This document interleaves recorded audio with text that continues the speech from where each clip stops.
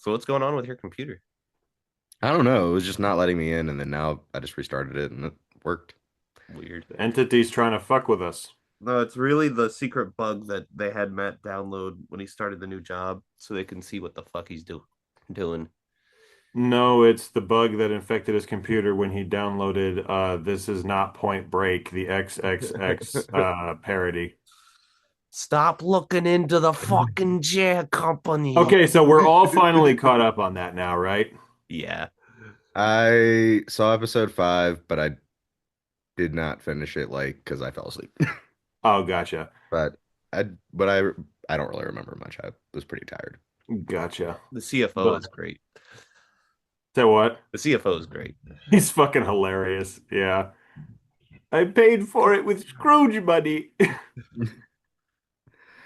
Can't Uh, believe there was a blowjob in that show. The end of that episode is fucking hysterical. Just took me so off guard. But yeah, speaking of the porn parody, it ends with a Christmas Carol porn parody, episode 5. So, oh wow. Feast your eyes, Matt, oh yes, it on the gets largest quite cock to ever grace your screen on an HBO program. Scrooge is a changed man, I can tell you that right now. Yeah, Jesus Christ. Times are changing. Today is my TV show day. Oh Mm. yeah. I have time to go through all of the TV shows I need to watch. Let me know the minute you see the new pluribus. I heard they have like a $15 million budget each episode. Is that right? I have no idea. That would According to track. one of the like post podcast interviews someone's done That after Well, makes the yeah, first that episode. makes sense. yeah. It is. There is But pretty I'm much. waiting one more week to watch it. I just want one more episode and then I'm I'm gonna t dive in. Yeah. I understand why you're doing that, but legitimately, like the first one is on its own like a season's worth of great shit. Hell Like, yeah. I mean, seriously, episode 3, I was like, okay, this is gonna continue to be this great, right? And it is. Hell It's yeah. slowing down. So I'm like, Um holy shit. Fun though. I got Ricky Anderson and his Abby all onto the chair company and they're fucking obsessed. Uh, Spread the good It was word, like my friend. uh, usually Abby doesn't even like that kind of humor, but she was laughing, and that's how I know it's funny. Like, Yeah. yeah, you Fucking crack open Jim that mystery and Downey you is gotta one of my find out. favorite parts of the show, can I just say? Which part? Jim Downey. Oh my god, Every fucking scene he's in, just killing me. And when I watched the first episode, I Douglas, remember that what'd was you like do at right that party, after. Douglas? Yeah. I was trapped under my refrigerator and I wasn't sure if I would live or die. And now he's milking the wheelchair thing. It's so funny. 2 to 8 months. It's really on me. is yeah. Bags up, everybody. Bags up, feet up, coming through. Or whatever the old lady's name, sweetie, pick up your Yeah. bag. Sweetie, move your bag. I'm coming through.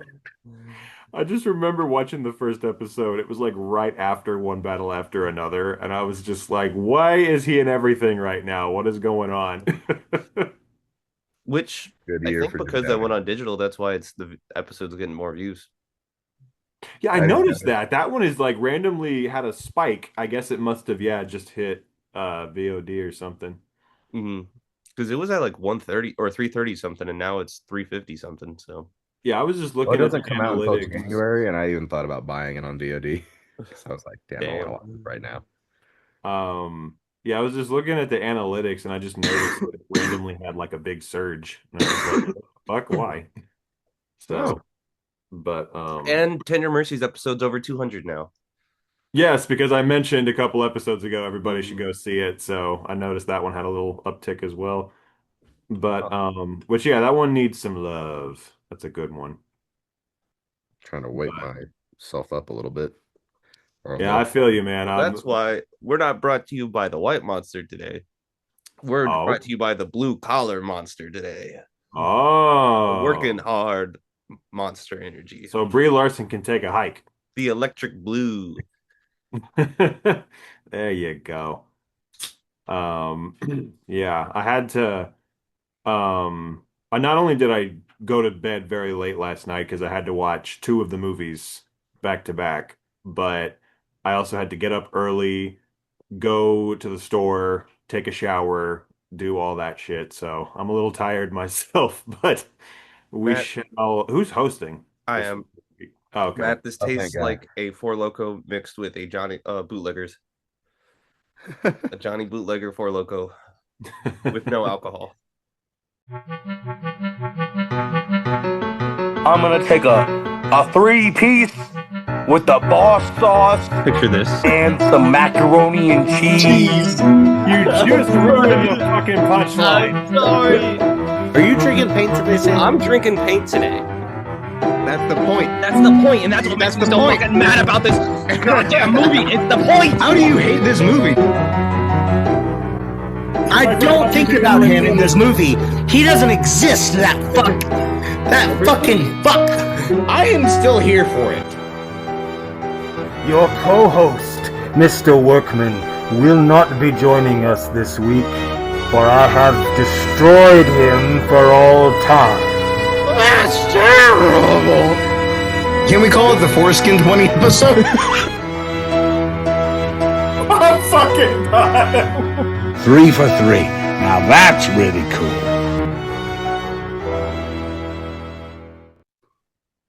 All right. Welcome, ladies and gentlemen. I am, as many of you would say, one of your ex-presidents.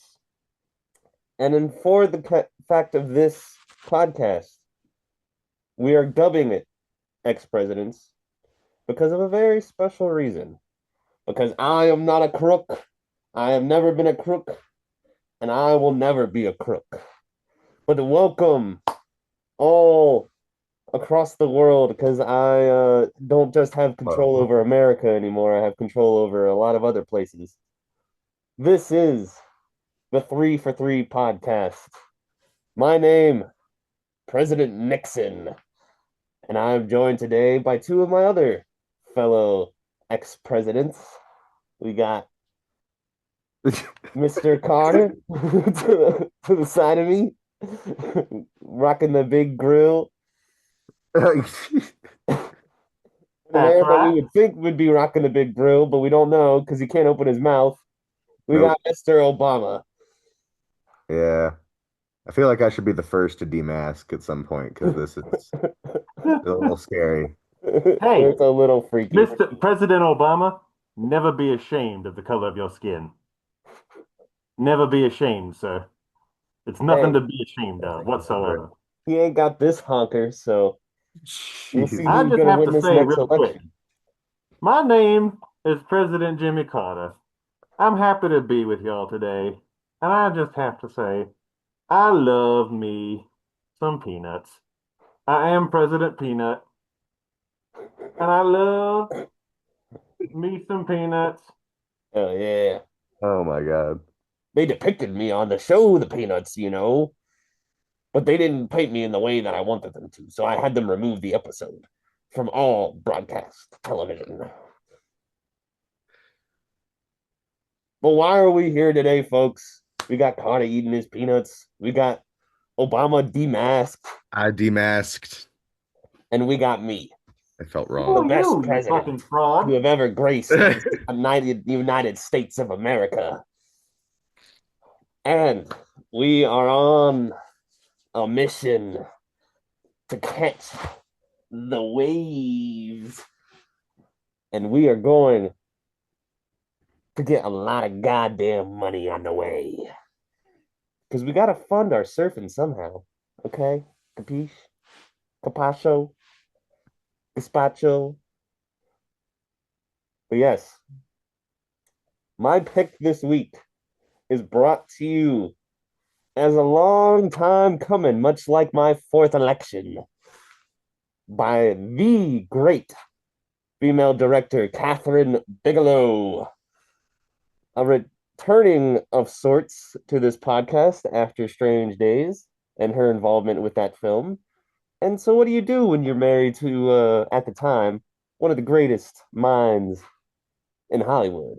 Well, you collaborate.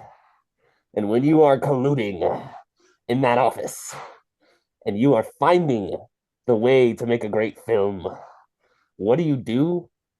Well, you cast the hot boy, the little dumb surfer college dude that just came into town, none other than Keanu goddamn Reeves. And that man right there, that man will not get to the bottom of my Watergate scandal. Because I am so old at this point, I am a leaky faucet. All you have to do is drop my drawers and that Watergate will come a flowing. And I got to get to the point of the movie because I keep getting distracted. And this mask is starting to hurt my eyeballs. My movie this week, Point Break. We had talked about this all the way back mid-season 2 and how we needed to do it and how House of Dynamite was coming out. And now we've all seen, or I don't know if you've seen it, Matt, but we've seen House of Dynamite. And so it's time to actually see a good Catherine Bigelow movie. And we are here at the edge of the precipice that is the free-for-all skydive. And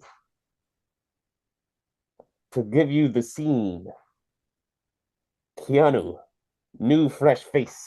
He's coming in to solve this crime because all of us lovely presidents are robbing banks and taking the money for ours. But we don't go into the vault.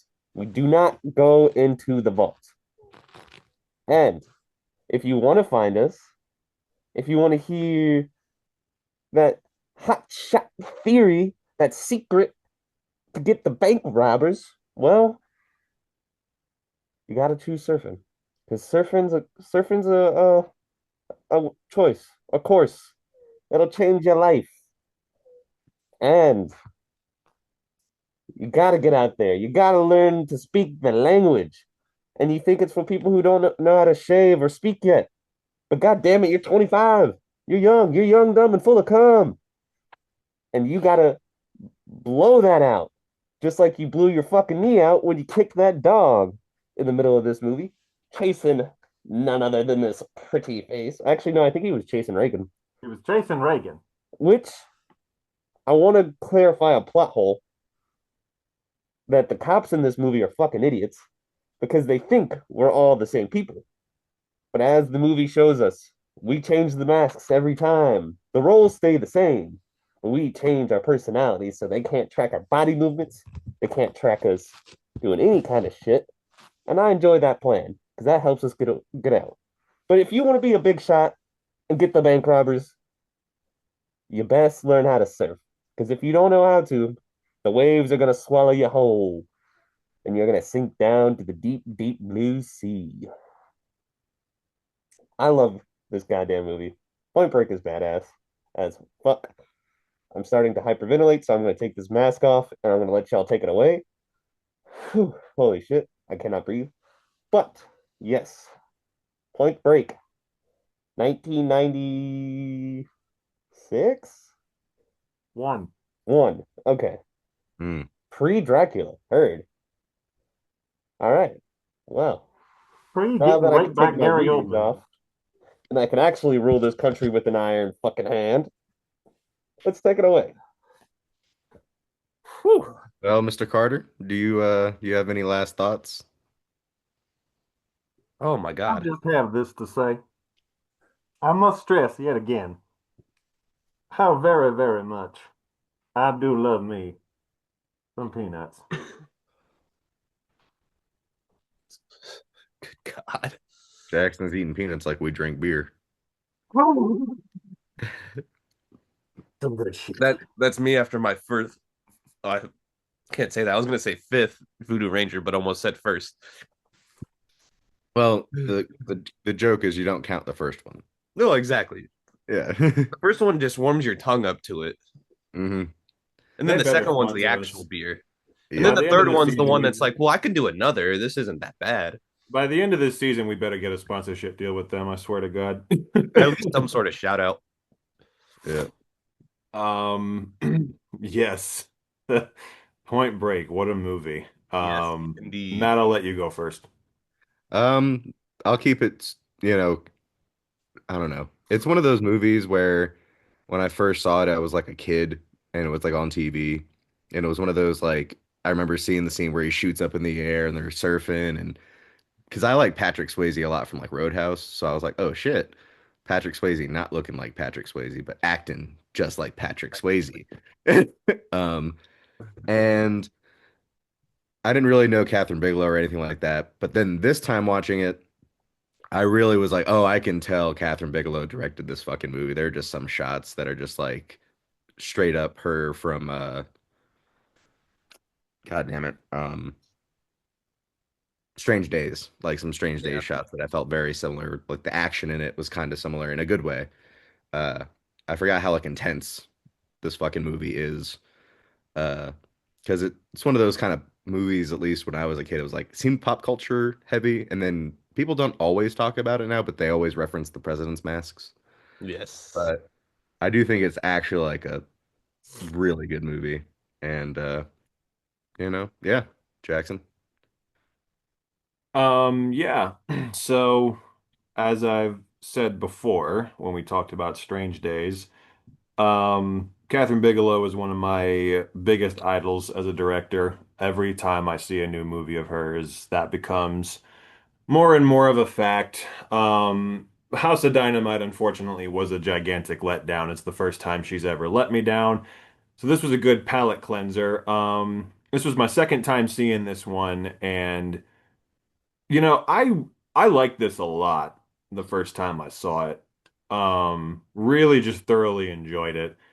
And watching it again this time, I'm prepared to say this is one of the best action movies of all time. I really think this is just, I mean, top tier, I mean, just quintessential 90s action movie. Just phenomenally well directed, well written, well acted. Everything, the action sequences are fantastic. Everything from top to bottom. And I kind of touched on this a little bit in that same episode. I swear to God, she is the reason this movie works. I mean, there are a lot of other good things about Well, it, but what the this is hell? I guess we have ourselves an asshole shortage. So we got to get the best goddamn non-asshole director there is, but then she becomes an asshole. there wasn't an asshole shortage. James Cameron produced this. But yeah, You live long enough to become the villain, yeah, become the no, semen demon. yeah. But yeah, she is the reason this movie is as good as it is. I remember thinking that the first time I saw it, and I think it even more now because in the hands of most other directors, because look, the script is really good. Like, I give it credit for that. But in the hands of most other directors, this would have been probably at best a charming but cheesy and maybe kind of cringy dated 90s movie. Like just the premise is so silly on the surface. You know, like FBI agent has got to go undercover to catch Excuse you, surfers who are FBI bad. agent. That's right. You got to say it right every time. Yep, yep. But it's such a silly, dated, like, you know, big city guy, all those cliches, like 80s kind of cliches, like guy from the big city, like has to learn how to do this like surfing thing or whatever it is. But I swear she grounds it so much and gives it so much energy and takes it so fucking seriously. She makes you believe that it's not a silly idea. She makes it make sense. And again, every fucking shot, every scene is infused with just like her signature style that makes it so fucking just enjoyable, so energetic, so gorgeous looking. I mean, to your point, Matt, it does feel direction wise. She took a lot of this and used it again in Strange Days, like, you know, just the way it looks and the energy and everything. It is very similar. Like her 90s style was very like kind of different than her like 2000s and 2010 style. And both are very valid, but I love this era when she was making movies like this. And yeah, it's just the whole thing, just again from top to bottom. Keanu Reeves, you know, I think really works in the part of Johnny Utah. Patrick Swayze is fucking amazing in this movie. My favorite performance from him I that I've think ever seen. electric's a good word, and like transcendental is Yeah. another word I would say. And it's so like, and to me, this like the idea at this time of Patrick Swayze playing a bad guy was like so out of left field. Like the fact that they actually felt the confidence to cast him in this part, where he is Well, such a diabolical bastard in the last like 45 minutes of the movie. He like in the first part, he is acting very Patrick Swayze-ish. that's what it makes you like him so much that I you're know like, he's so damn, I do likable at not want to first. dislike this guy. And then I To remember, the and point I'm where even watching near it. the end, I was willing to forgive him for some things up until a point. I was like, I remember the first, like watching it this time, I just remember how much I hated his guts the first time I saw it for the last 45 minutes. And I was like, I wonder if I'm going to get there again. And I did, man. He is a diabolical motherfucker towards the end of the movie. And it really just, again, was so uh just very kind of bold to cast him in that role, and he kills it. It lets you know he can play against type. Lori Petty is also fantastic in this, and I'm just gonna say it. Say what you will about the man. My favorite character in this movie is Gary Busey. He is so Pappas, goddamn good in fucking this. Pappas. So good. I mean, this time But I he officially fucked was up. like, How do you not know that on August 2nd, they were in Fort fucking Lauderdale? The return of Fort Lauderdale to this podcast. random ass cameo from Tom Sizemore, by the way, as the undercover DEA guy, which was like, I had to squint for a Dude. second. I was like, is that Tom fucking Sizemore? Who she cast again in Strange Days, of course, after this. So, random ass. In real life, though, of course, he would be the drugged out, crazy person shooting at the FBI agents, as Very we all. hard side note. I saw the behind the scenes of David Lynch directing him during the coffee scene with the poison in season Mhm. 3, and he was genuinely like, "Give me everything you have," and like Tom does it, and then he like, you see a tear go down David's eyes, and he's like, "Yes, we got it." Yeah. Like big kind of side note derailment. Tom Sizemore, as much of a kind of a piece of shit, crazy son of a bitch as he was such a great actor. And he's so good in Twin Peaks season 3. He's genuinely one of my favorite parts of that show. But and his little scene in this was just random as hell. Also random as hell.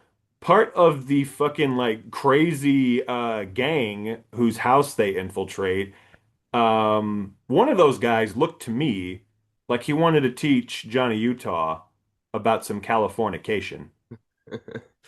Because Anthony goddamn Kiedis is one of the fucking members of that group just for no goddamn reason, and it's insane. Um, damn, so I didn't. that's something as well. But yeah, off the top thoughts, this movie fucking slaps. And Didn't I bring up know John C. McGinley real quick. John C. McGinley Good also just as God. over the top as possible as the asshole boss, just selling his role so Yep. perfectly. And one other thing I gotta say, I know it has been said, and I looked it up and I confirmed it. Catherine Bigelow and James Cameron both rewrote the script a bunch, and neither of them got credit for it.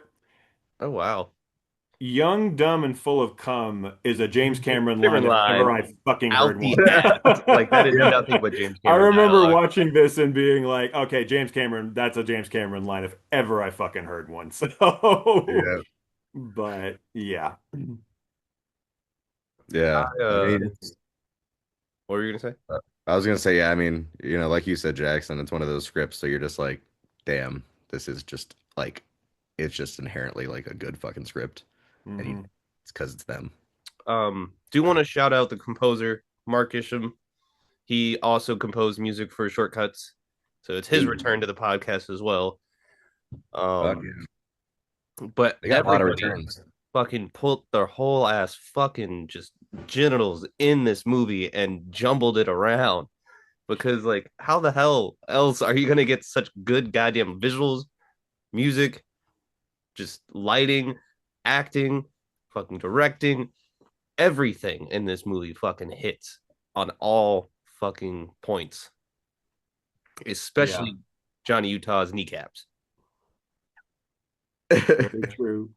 I also, yeah, the cinematography as well. I gotta shout that out. Donald Peterman. I mean, Mhm. god damn, the cinematography in this was amazing. Like, it usually is in Catherine Bigelow's movies, but this Down is, to the yeah. last fucking shot with the giant wave just crashing in. It's like you're just sitting there shook with your jaw, like, he's not gonna make it. And then Keanu says he's not coming back, and it's just like, fuck. Yeah. And then he throws his badge in the water. Yep. Mm. Yeah, great final scene. I can't say this for sure. I could definitely be wrong about this, but I swear I read once that that whole last part was a reshoot that was added in later, Oh and the well. ending was supposed to be like Patrick Swayze just getting away, basically. I can't say that for sure, but I swear I read that somewhere once. Even so, he got away in the end. He lived for life. He went into the way he wanted it. He went out the way he wanted it. Hmm. I think that's what's so virtuous about his character is like, yes, he's a scumbag, but like he has a very strict set of morals and like a code that he follows. I kind of don't agree with you on that. I Okay. think all the rules that he sets, he breaks by the end of the movie. Well, I that's like mean, the point is that he That's starts why a it's like split. They do the vault. He fucking gets chased.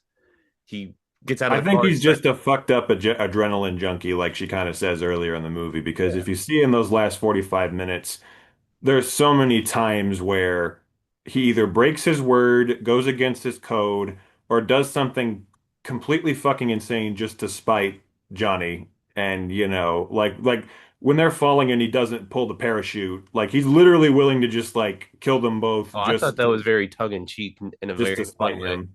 not a scary like, oh, you're gonna kill both of us kind of way. I mean, but like it was for them, obviously. And Yeah, I'm just yeah. saying like it just shows how insane he is. Like he legitimately was not going to pull that parachute. He was going to either die or let Johnny do it, And it was just like, I don't know. He's kind of insane. Like when Johnny's just like, call it off, man. You owe me that much. You got everything you wanted, and he still just doesn't fucking Doesn't do do it. Like he's gambling with her life and shit. I'm like, no, fuck you, man. You're just a fucked up adrenaline junkie. You have no morals. Like yeah, he was a bastard by the end of the movie. I really just had no sympathy for the kid. The entity doesn't agree. it. But your light still does. Yeah, my lights. Well, it's What agreeing with me that I had sympathy for him a it's little longer than Jackson did. kind of funny though. um, I was like looking back, and you literally mentioned it's like I think the light is tuning into our emotional opinions, and then the following week was when it. Did the light go again? No, we No, were the just light's still talking been about on it. because he agrees with me because I said I had a sympathy a little longer than you did, just a little longer. Once he And, kidnapped Lori Petty, that was when he lost me. I was just like, all right, no, you suck. But yeah, but again, such a great character. All the, characters in this are so fucking fantastic. Like Lori Petty's character too, I mean, really was one of the hearts of the movie to me. Y'all And catch she how fucked the line is at the party where Keanu's with her and he's like, "What's mine is yours," and like Mikasa Sukasa, it's like, "Yeah, I've been fucking that puss for so long, you can just have it." I like it though because I like the acknowledgement of, they kind of just have that moment where they're both with their new partners and they kind of give each other the acknowledgement like it's okay. Where Yeah, Lori Petty goes like, I taught him that trick, and the other girl goes, I really like it a lot. It's like, all right, like a very kind of subtle acknowledgement, like just very, well played out scene and everything. But yeah, I can also tell, like, again, there are moments in the movie where you can tell, like, I don't know. I can see Catherine Bigelow injecting certain things into it. Like the scene where they're all just talking about riding the big wave, and Lori Petty just goes, all right, there's too much testosterone out here right now. She just leaves and shit. I'm just like, great touch. I love, like, her adding that little quip in that scene. But yeah, and then again, the action scenes are fucking phenomenal. The whole chase where he's chasing Ronald Reagan was just like so goddamn good when he and just kicks that dog, I yelped myself. that upset me. That definitely upset me. I was not expect I didn't remember that part. But It's so um goofy though, the way they filmed it. yeah, it was pretty wild. But I love again just that scene where he fucking, has him in his sights and he refuses to shoot him and just that close up on the mask. I'm just like she knows how to direct a fucking movie. I'm telling you. Just all the shots are exactly what they need to be. Like to achieve maximum effectiveness and everything. And to my point earlier, before the stupid thing cut me off, the ending, if that is true, it may not be, but if it is true that it was a reshoot that was added in later, um, it reminds me of the Shawshank Redemption in a way, where the last scene of that movie was also a reshoot that was added in after the fact. But you It can't also could imagine have any ended other in ending for a the movie. also could have ended in a shot of someone in a car going away in the distance. Right. But So you can't imagine the movie. It's like a perfect final scene in both movies. It's like you can't imagine it ending any other way. So whether it's true or not, I'm glad they put that in because it was just, it's fantastic. literally the chef's kiss on top. Like it Hmm.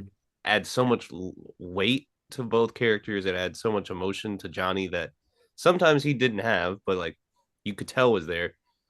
And he's like finally getting to a point in his life where he can accept his emotions and not be this fucking dog-headed, I gotta be the big shot, I gotta save the day Right. kind of thing. So Yeah, he cares about other things at the end of the movie now. mm, And that's good.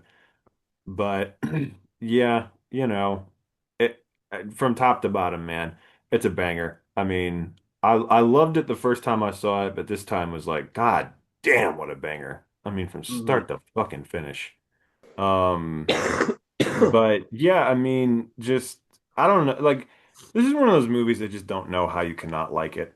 You know what I'm saying? It's Yeah, just so pleasant, so well made, such amazing action. The whole, like I said, the foot chase, the car chase where they're shooting at the car and everything, all of it. It's just so fucking well done. The skydiving scenes are so well done. Just, I read that apparently Patrick Swayze was an avid skydiver hmm, in real life Mhm. and did all of those scenes himself. So that's cool. yeah, yeah, Yeah. it's pretty fucking cool. He was apparently skydiving in his free time while shooting, and the studio was not happy about it because they told him you can't skydive during the making of this movie for You insurance cannot reasons. die. Yeah, and Yeah. he said, "Fuck you, I'm doing it anyway." So, but yeah, just fucking like I've said before, Bigelow is one of the goats, seriously. I mean, just I'm kind of upset really. Is because this our like first Patrick Swayze on the podcast? Sorry. I think it is the first Patrick yeah, Swayze movie we've had, yeah. Okay, hell yeah. um, but I am in the unfortunate boat of not seeing this and seeing the stupid ass fucking 2015 remake when it came out. And so that was my image of what this movie was. And That movie is like uh fucking Alan Cumming to me. We don't acknowledge Doesn't its even existence. Yep, exactly. it doesn't exist. But That fucking with movie. that in mind, and having only seen at the time Zero Dark 30, um, my I didn't know what to expect from Catherine Bigelow. So I didn't even bother like trying to find it. And I watched the new one. It was terrible and I didn't care about it. But over the course of the last 10 to 12 years since then, um, going through her filmography, seeing Hurt Locker, seeing Detroit, and then going back to Strange Days, and then now this, it's like, holy fucking Christ! Like there is so much evidence of like one of the best fucking people to ever do it. And so I think you can turn on any of her movies at any point and just enjoy it. It doesn't even matter if you're at the beginning, the middle, or the end. It doesn't matter if you've seen it before or not. That she just has a certain magic that really kind of like elevates everything. And I appreciate that because not every time you get that. 100%. Yeah, I Yeah. really with the House of Dynamite being the only exception, like every other movie I've seen from her is just absolutely fucking stellar. I mean, just And that's why I can't shows even say House of Dynamite wasn't well made. I mean, she It did her was so job. She fucking well directed made. she directed the shit out of it. The script was just terrible. But yeah, I mean, even then I was watching that movie and I was like, all right, she's doing her job. She's holding up her end of the bargain. Always does, no matter what the fucking situation is. Eventually, um I might pick K-19 the Widowmaker for this show. I haven't seen that one, I so haven't I've either. not seen that one either. I've wanted to pick Near Dark since the beginning of this oh, podcast, such a but good movie. it's not fucking on anything, so I can't. But any excuse to have her back on this show. Because yeah, I legitimately think she's one of the goats. Always has been, has always had that spark, has always had just unbelievable talent. I mean, like I said, a movie like this is just proof of it. Like in the hands of most directors, I really think this would have been probably like maybe a fun guilty pleasure, like kind of cheesy, kind of maybe a little cringy, dated movie, but it's iconic as shit for a reason. It's one of the most iconic 90s movies for a reason because she directed the shit out of it. And, other things too, like the script being great and the actors, all doing great jobs and making their characters very memorable. Everything just came together. But again, it all starts at the top, and she knew what the movie required. Because, I mean, yes, Patrick Swayze is great in this movie, but again, in the hands of a less capable director, it would have been like, oh yeah, that kind of cheesy movie with a really great Patrick Swayze performance. But no, the whole thing is great besides just that. So, I think one of yeah. my favorite moments is where the since the raid doesn't go well, Gary Busey's not mad at him that they did the raid and got it wrong. He was like upset because they were wrong and he killed a man. And he's like, I've fired my firearm 19 times in the line of duty, and you just Yeah. made me do this. And it's like, And he damn. says to him later on, he's like, last time you had a hunch, I killed a man. Like, Yeah. we need to make sure this time. And yeah, I also just have to say it's fucking hilarious to me that guy is still mowing his lawn like he doesn't hear all of the Yeah, fucking the gunshots in that house. insane fucking wild shit. Like there's nothing wrong whatsoever. Just Definition of minding his own business, minding my own business. like literally, I remember being like, you don't hear the lawnmower is not that goddamn loud. Like hearing all of those like super loud gunshots in the house. Given his That- neighbors, he might be used to the sound of women naked screaming in the bathroom while Very true. gunfire's going on. Yeah, I was just thinking same shit, different day, I guess, for him. it's either he gets killed doing that or his wife kills him for not mowing the lawn. He's got to pick one. Very true. That one is much more scary. So, Yeah. oh man, That scene though, where Keanu has the blade right up to his face, is Mhm. insane, and I The don't know whole how they raid did it. scene is so well done. Like seriously, the action in this movie is so good. I heard And something just else, Jackson, but continue. say what? I heard something else, but continue. Oh, okay. What did you It hear? sounds like raid, but if you say it too quick, Well, I can't help that that's where your mind goes every time, Sam. that's what I We've heard. been doing really good about not having that on the podcast. We Yeah, actually have. well, Funny enough. okay. Kind of. Okay. Well, I don't know. In this one, it's an emotional way of sorts for Keanu And for Lori Petty a little bit and for too. Lori Petty. Yeah. Can't forget the trauma she's been put through. His parents are not dead, God damn it. But hers are. R.I.P. But yeah, but yeah, that whole scene is just great. Sam's mind is in the gutter apparently, but Well, now I'm just thinking about the porn parody where they're going to be skydiving and fucking in the sky. So like Johnny Sins is going to be Patrick Swayze, and he's just going to be skydiving, just now that I need to see. going to town. Now that I need to see. You got to break the mold, okay? Got to break a few things. Like a We'll dog's find rib out in cage, the air. apparently. Say what? Like a dog's rib cage, apparently. Yeah, apparently that's what he's breaking. But yeah. Well, that is a great scene. And it is lucky, I guess, for Keanu that Lori Petty didn't give him leprosy. That's oof. Because Bro. apparently that's a thing that can happen. I've been seeing all sorts of shit online about leprosy lately. Ah, dear God, the biblical Oh stuff coming man. back to bite us in the ass. That's how you know it's the end of times. But yeah, so I love this movie. It's so great. And I can't say enough also about how much I love Gary Busey's character. Just Yeah, really he Pappas, stood out. he's some of the heart of this movie. Yeah. And it really kind of is his story to a degree, like being at a point in your career where you're just not able to get done the things you've been trying to do your whole time, and then this hotshot kid comes in and just like revitalizes you and brings you back, excites you for the job again. I view it as a Pappas story. I mean, Um, he's definitely as integral to the movie as the others like Johnny and Bodie and Tyler. Cause yeah, he and I love also his fucking just his and Keanu's like, friendship and how it blossoms over the course of the movie. Cause like at the beginning he's like, they're sticking me with some punk quarterback, fucking kid. And then they're like screaming at each other on the cliffs. And I love how they go from that to being legitimately like fucking like boys. well, I'm thinking Like, about when they're in the office and they both do the surfer pose and they're like, "Yeah, catch the waves." yeah, it was And fucking it's like, oh, hilarious. I love And your relationship. Keanu also just bringing the surfboard into the office was fucking He couldn't hilarious. lock his car. That's fair. So yeah, but him also like not only punching John C. McGinley in the face, but knocking him out Fuck fucking out. cold was just like so badass. And But we haven't mentioned the airport scene where it just is all fucking going to hell, and Gary catches a couple in the back. mm, It's such a heartbreaking scene. I know. And he's like, "Don't shoot, leave him alone. Like, just let him be."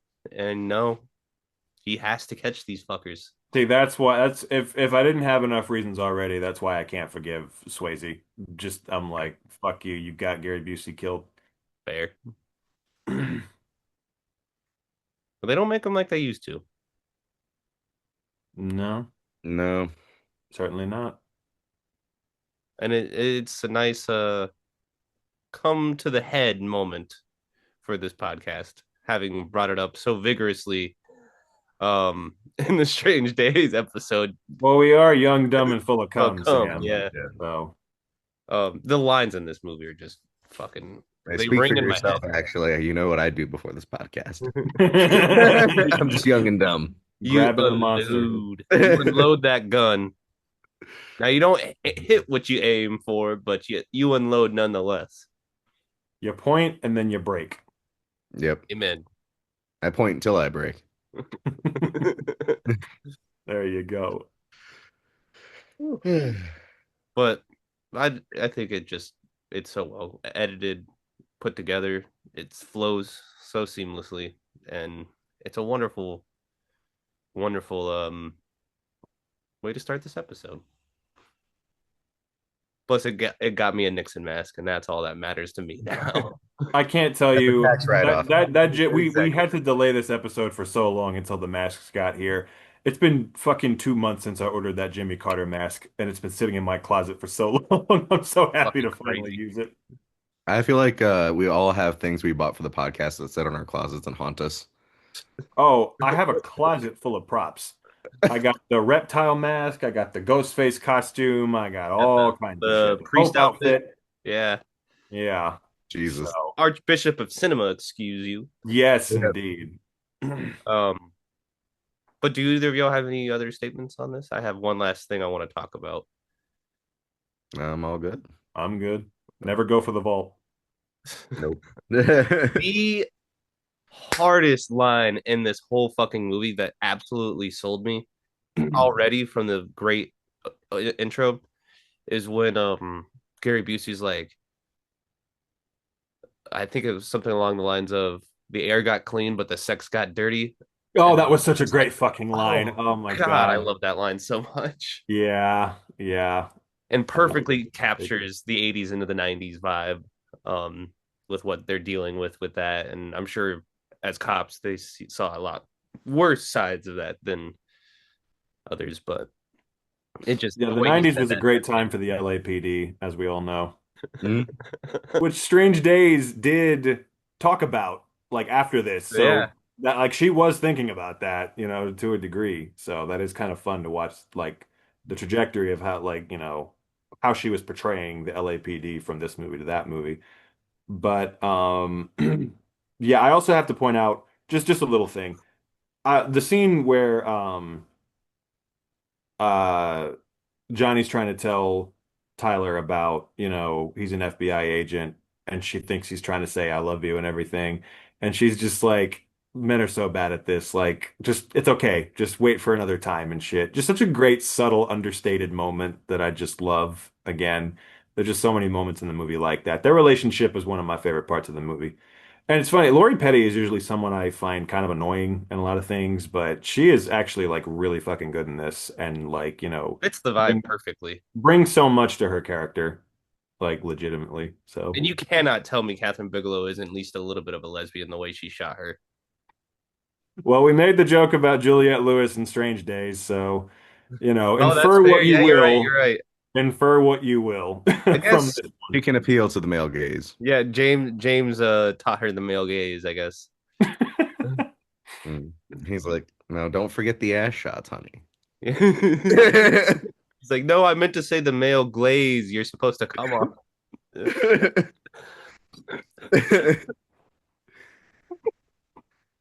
I predict for Avatar Fire and Ash, there'll be plenty of ass shots. Probably a lot of sex scenes where they have hair sex. Indeed. They're gonna have a That's how hair they do orgy it. scene. Man, I'd love to have sex with Patrick Swayze's hair in this. James, Perfect. It's gonna Hairy be like chin. Eyes Wide Shut, but everyone's just linking hairs. please give it to us. Please. He's like, we shot that scene, but we cut it for time. The movie Yeah, I would was make going to $3 dress as billion. Lincoln.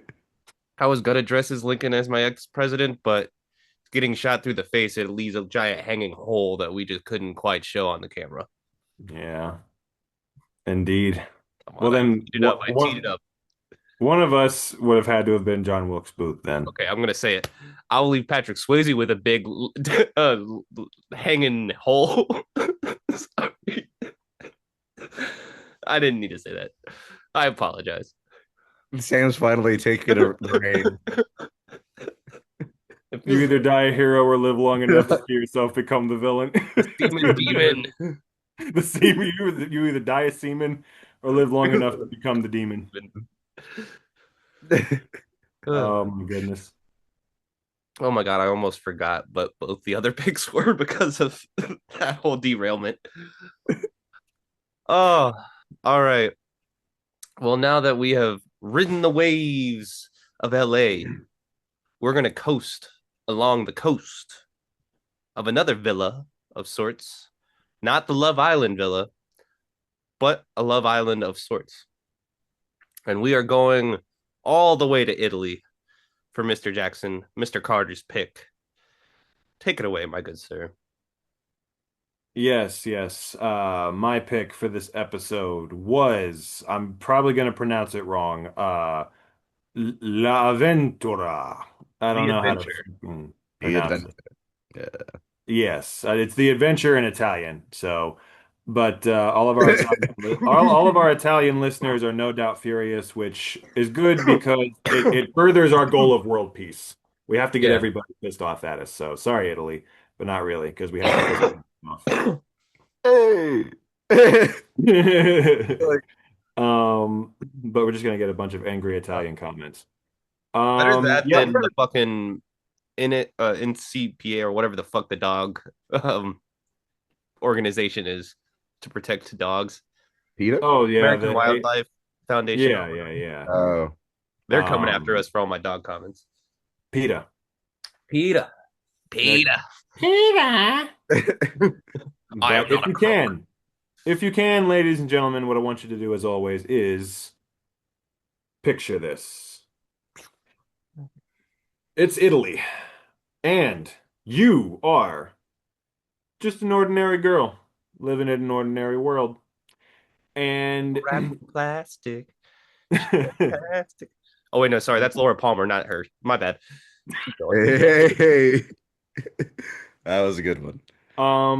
But yes, and you have a boyfriend who you don't get to see a whole lot because he's gone for like a month, On all these every now business and then. trips. Yes, on his business trips. Leave it up to your interpretation what those business trips are for. But he's back now, and he and you and your best friend Claudia and a lot of your other friends are all gonna go on a boating trip. You're all gonna go on your friend's boat out to this fucking island in the middle of the ocean, and you're gonna make a day of it. It's gonna be fun. And there may or may not be sharks in the water, but not really, because you're a fucking liar who's making that up. But I digress. And Um, hysteria, man. yeah, yeah, I guess so. But so while you're on this island, and while you're all just kind of fucking around, uh, it dawns on you that you're not really happy in this relationship with this guy that you're seeing. And you don't really even know why, but you're just not really happy with it. And so then what happens after you and your boyfriend have this conversation about being unfulfilled in your relationship? Well, you just fucking disappear. You just vanish without a fucking trace, and you're Gone girl his gone. ass. Say what? You're gone girl his ass. Exactly. Who knows? Yeah, but just like Gone Girl, she disappears. And just like Gone Girl, we don't know if something happened to her or if she did it herself. It's left up to interpretation. So, but after you disappear, your boyfriend, your best friend, everybody who's with you, they're searching and they're searching and they're searching for you. Some a little harder than others. Mhm. Boyfriend doesn't really seem to give much of a shit. He's just trying to bang the best friend. Hey, he was searching hard in a different way. Very true. Very true. But your best friend is now worried sick about you, and she wants to find you no matter the cost for about 2 days. And then she doesn't give a And then shit she doesn't give a anymore, rat's and fuck. then she fucking just wants you to stay I mean, gone. after the first 48, Yeah. I mean, what can you what, do? what can you do? Yeah. What can you do? She would want you to move on.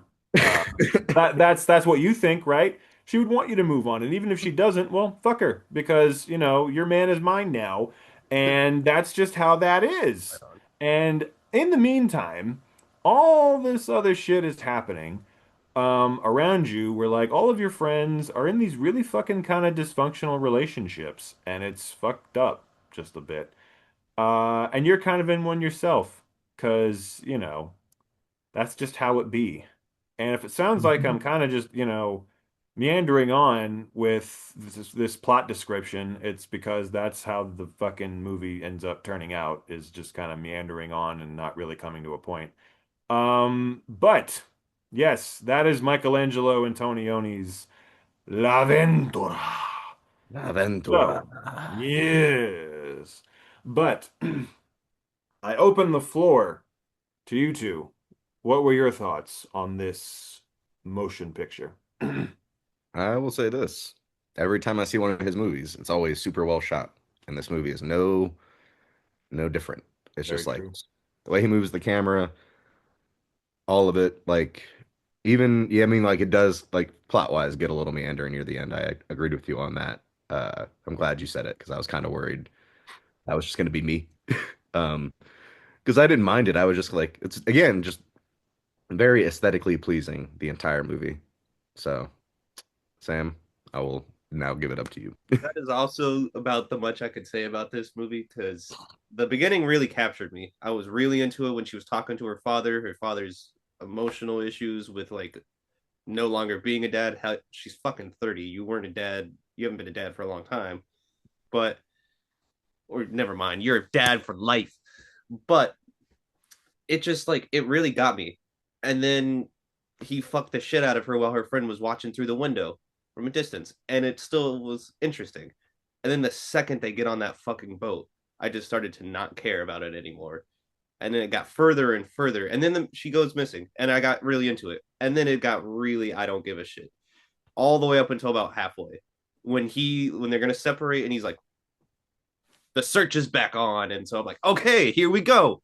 And then the whole last 45 minutes to an hour of the movie, it just goes down because like they didn't even fucking care. They just wanted to fuck.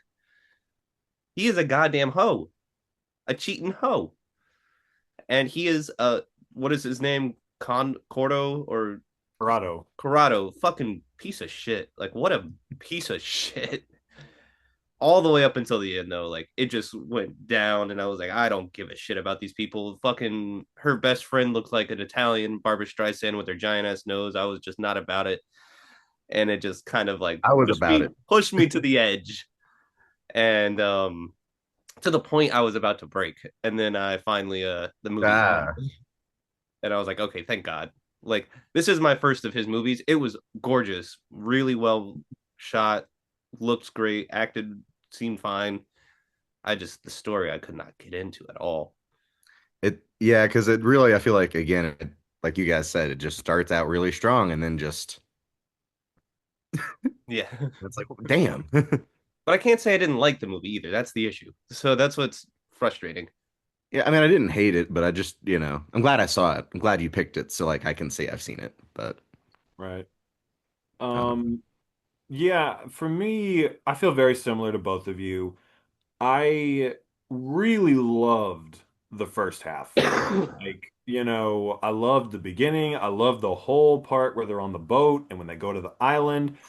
I was very, very in. And Matt, to your point, the reason the movie gets a lot more points from me than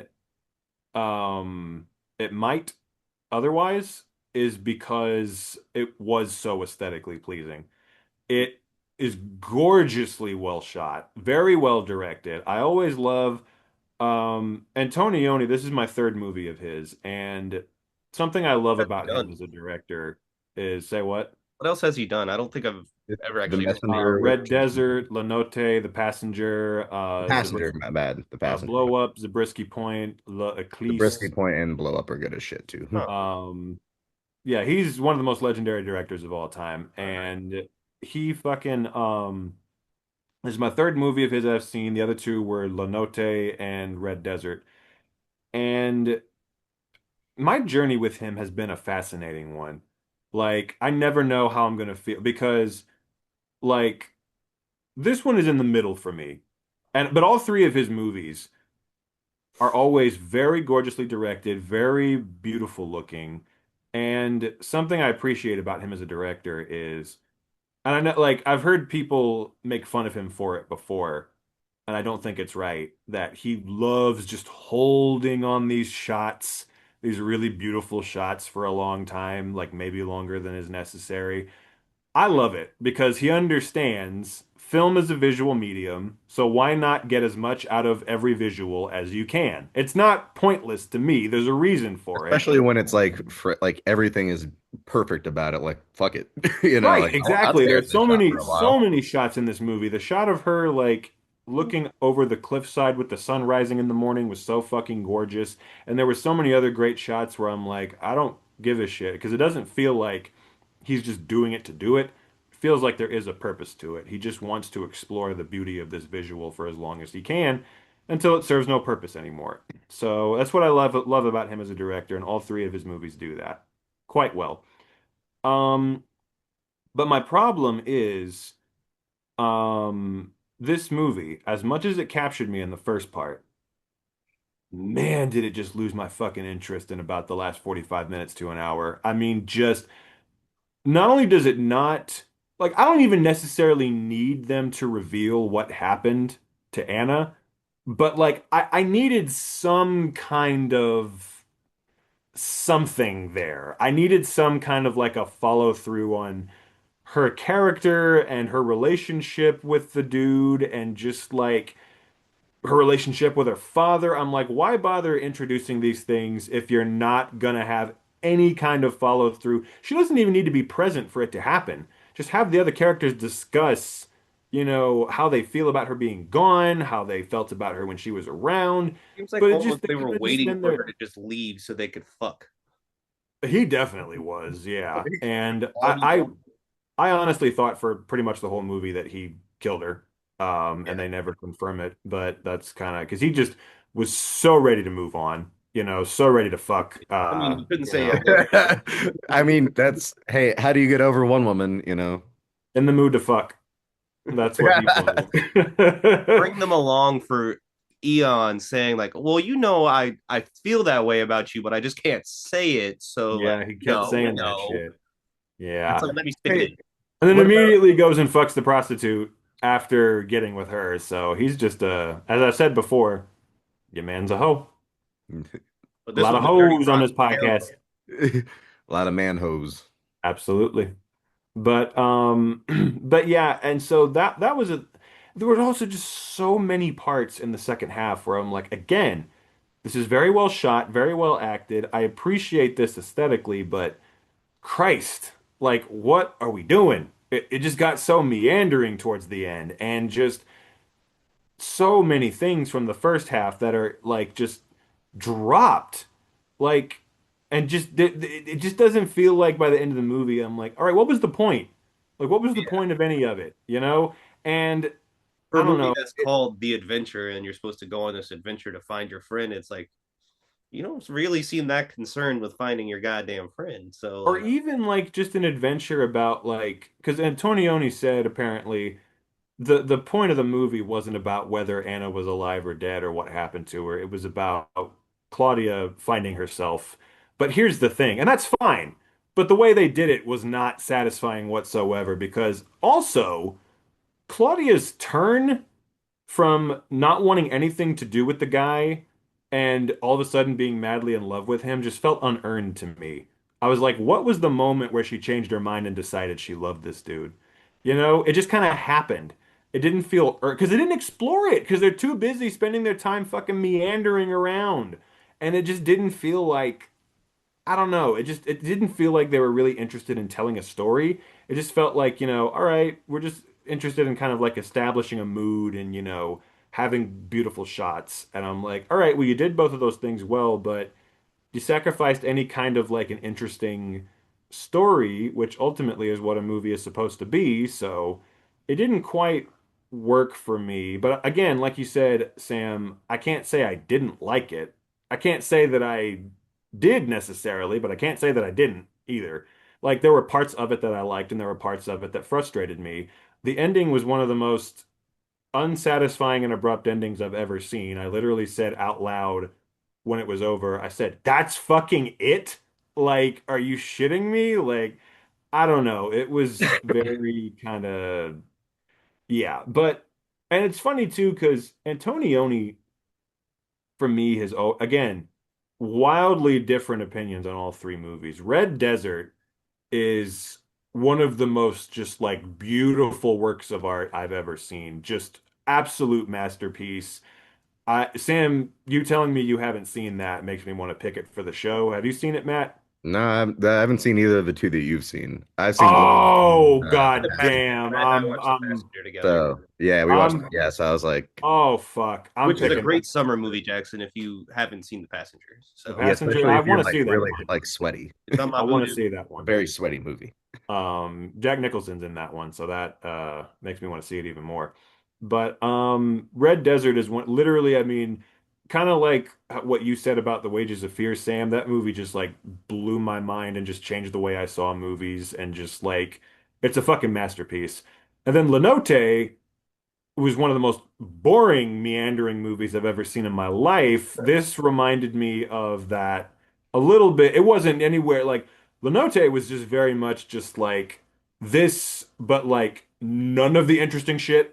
Just all of the boring, meandering shit in this times 1,000. That's that entire movie basically. So yeah, he's an enigma that I have yet to solve. I want to keep watching I want to keep watching more of his movies to try to figure him out a bit better. And just, kind of see how each one does and where I fall on each of his films. Because he is a very interesting filmmaker, for sure. And before I finish with my off the top thoughts, I got to give a shout out to my girl, Monica Vitti, who I just fucking love and adore. She's one of my favorite actresses. She's so goddamn good in this movie. She's been in every Antonioni movie I've seen, and she kills it every single time. And I also cannot believe the dude, Gabriel Frazzetti. Have either of you seen Once Upon a Time in the West? Yeah. That's Henry Fonda's boss, the railroad guy. Oh Oh wow, shit. that's cool. Yeah, he looks so Put all different in that. this than he does Yeah, in that. Very, very different part. So he was fantastic as well. Only other thing I've seen him in besides that movie. that's wild. I was literally No, that's not true. Yeah. He was in a James Bond movie as well. I just remembered. heard. I still need to get into those. Like They're there's good. there's a giant gap that I'm missing The James I've Bond seen movie? in the Bond movies. Yeah, I've seen I've all seen of the them first except couple, and then I skipped to the '80s with License to Kill. oh, Roger Moore is one of the best eras. I love Yeah. Roger Moore. It's But I always had like families put it on for like Thanksgiving and shit. They would just put on all the Bond movies like on TV. They would run on like I think TNT or something like that. I've seen them all except for No Time to Die. And You I've still been haven't seen No considering Time to next. Die yet? Yeah, no, not yet. But next year, I'm considering doing a rewatch of all of them because it's been a long goddamn time. So, and that would be Stick it to fun. Bezos. But Yeah, because I don't know if I'm going to be watching any of the new ones now that Amazon owns it, but we'll see. I'm glad you guys felt similar to me because I wasn't sure how either of you were going to think. I think we all probably had the same feeling of like, oh, I'm afraid to say that this, was a little kind of meandering because, but I'm glad what we can I? all felt the same way. So the way I watched it, I had to watch it twice, kind of, because I started it like at 11 a.m. yesterday while I was doing laundry, and it was like the window was open. It was like a perfect day out. I was very tired, so I fell asleep. Oh, And then I like literally kind of woke up a little bit during it, but it was like very nice to fall asleep to, honestly. The Italian dialogue, like just Yeah. waking up to a beautiful shot every once in a while. And then later that night, about like 6 o'clock, I actually rewatched it while I was awake. And I was like, honestly, I see why I fell asleep. Other than that, the fact that I was tired, but I was like, yeah. Yeah. Well, I I'll mean, I say wasn't this. mad. I was just kind of like, huh. I'll say this. I had to watch this and Point Break back to back last night. I watched this one first. I damn near fell asleep watching it myself. And I just thought to myself, oh, well, it's not because of the movie. I'm just tired.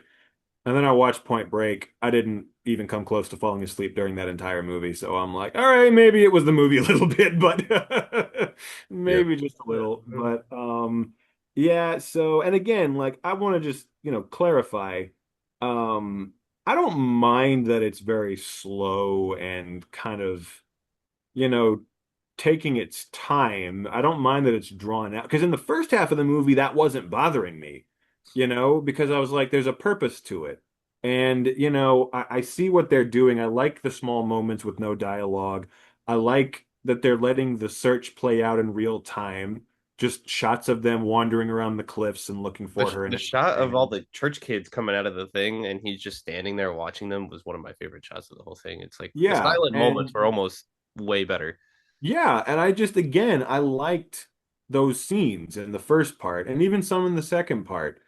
But God, in that second half, they're not interested in coming to a point about anything. And I'm like, what are we doing in any movie if not coming to a point or trying to tell a story or have some kind of follow through on the characters? And they're just not interested in doing that. And I think that's one of the reasons this movie is, so fucking revered is because like, oh, it defies all the cinematic conventions. It defies, everything and it's plotless and it, just shatters all the cinematic conventions and shit. And I'm like, okay, I can't believe it's 2025 and we're still doing I have no patience for people who are like, just because it did something different, that means it's genius. Like, no, it doesn't. Like, there's a difference That between sounded very inventing. rooted to the season 2 finale, Jackson. Maybe it is. Maybe that applies to that movie as well. But yeah, so but I mean, I really can't stand that though when people are like, "Oh, this one just it's brilliant because it's different." I'm like, "No, just because it's different doesn't automatically make it brilliant." And it really does just it gets on my nerves when people because I just saw random side note, but not really because it's relevant. I just saw Die My Love in theaters. That movie sucks It's a fucking god awful movie. It's one of the it's the most unintentionally speaking of Southland Tales, I thought that was the most unintentionally hilarious movie I would see all year. Die My Love said, hold my beer. Because at least Southland Tales is trying to be funny for a lot of it. Thank you. So, Okay. you know, but this one I don't think it is, and it is fucking hilarious, just completely unintentionally. So yeah, and again, Should I it's go in viewing it as a comedy? and that movie, you should, honestly, you will enjoy it more if you view that movie as a comedy. But that movie also incredibly meandering. All of the scenes have no point. If I took that movie and I cut out all the scenes that had absolutely no reason to exist in the movie would be 2 minutes long. But again, the people who He's like over it are two just hours. like, Jesus but Christ. the people who like it are just like, oh, but that's why it's brilliant because it's unconventional. And I'm like, fuck off. I can't stand it when people say that. I'm like, it's 2025. Grow the fuck up with that argument. It's just like, I can't stand it. And that's kind of what it feels like with this movie a little bit, where it's like, and look, I'm not saying it has no merit. It definitely has merit, but like, get out of my face with that. Oh, it's genius because it's completely fucking meandering and doesn't have a plot or any interesting things happen after the first, however many minutes. Like, and I also read that apparently this had one of the most hostile negative uh receptions in the history of Cannes when it premiered. Wow. Like they were like to the point where Antonioni and Monica Vitti had to leave the theater because everybody was just going Fuck batshit, y'all. just screaming at the movie and just, they hated it. Hated it. Imagine being in that audience and you fell asleep during the movie and you just wake up to everyone screaming Screaming and going and you're like, wild. what the fuck did I just miss? And then you start like having to like start screaming, getting mad too, but you don't know exactly why. Yeah. That would be funny. The one guy who fell asleep. Yep. But then it became, it was appraised by like fellow filmmakers and other people in the film community who saw its value and everything. And yeah, so that I found interesting, but I don't know. Again, Antonioni's an enigma. Like he's always, doing something interesting, even if it doesn't completely work. And this is way better than Lenote, I'll give it that. I was at least Were those interested in parts of this. were the other two you've seen pre this release wise? Release wise, afterwards. This is the earliest one I've seen from him. Because I don't know, I feel like the 60s have that like I know this is 1960, so it's like borderline 50s movie, but they just have this kind of like way of like being interesting but not interesting at all. And that's where it's like once you hit the 70s, that's where my like wheelhouse really kind of fits with these kind of styled of movies because they just did a little bit more than I think the 60s versions of them did. So, and the Passengers in the 70s, and I love the Passenger. So, Yeah, all of his movies that I've seen are from the 60s. mm.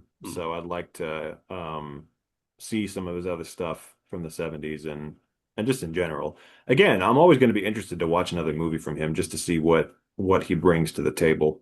Because he brought a lot to the table of this. There's a lot of merit to this movie. I'm not saying there's not. There are a lot of things about it I enjoyed. But yeah, the last hour or so is just it lost me, you know, kind of just and bored me a bit. I was so ready to get back into the plot. And when he was like, "Yeah, we're gonna keep searching," I was like, "Yes." And then it just they did the same thing that they did for the last 2 days: fool around and pout. But yeah, it was definitely an interesting time though. Um, until it wasn't anymore. Yeah. Oh, Yeah. That's kind of the thing. It was interesting until it wasn't anymore. I will say one of the things I liked about it was it just showing um all of these couples and how fucking dysfunctional they are. And just the movie was clearly commenting on like the dysfunctional nature of relationships in general. And each couple has their own specific problem about what's wrong with them and everything. And I liked that. I appreciated that. But again, most of the interesting stuff regarding that was more towards the beginning than the end for me.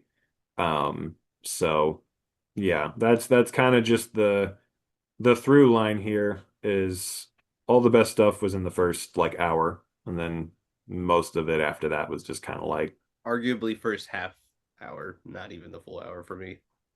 For me, I mean, like the whole section on the island, I really enjoyed. Mhm. But yeah, once they get off the island, it kind of little by little starts to go downhill a bit. Um, so yeah, I kept, like you said, Sam, I was waiting and I was waiting for it to be like, right, we're back in, like let's go. And yeah, nothing, that moment never really came. Um, so wild ass scene too, where she's just in the town. And all those guys are like vultures just like looming over her and shit. That was just fucking crazy. Very well directed. The way like he's just like following her and then it pans up and you see all those guys like up on the balcony and you just see for the first time how many of them there are and I'm like, God damn. Like menacing as shit. Very well done. And part of the reason I know this movie is not for me, which I feel bad, is because I watched the Playmobil movie before this, and I think I enjoyed that more. I had a more fun time with that movie than this The one. fucking what? We've Sorry. been treading on thin ice with the art house cinephile community up until this point. But And then Sam, I think you may have just I pushed him over the edge.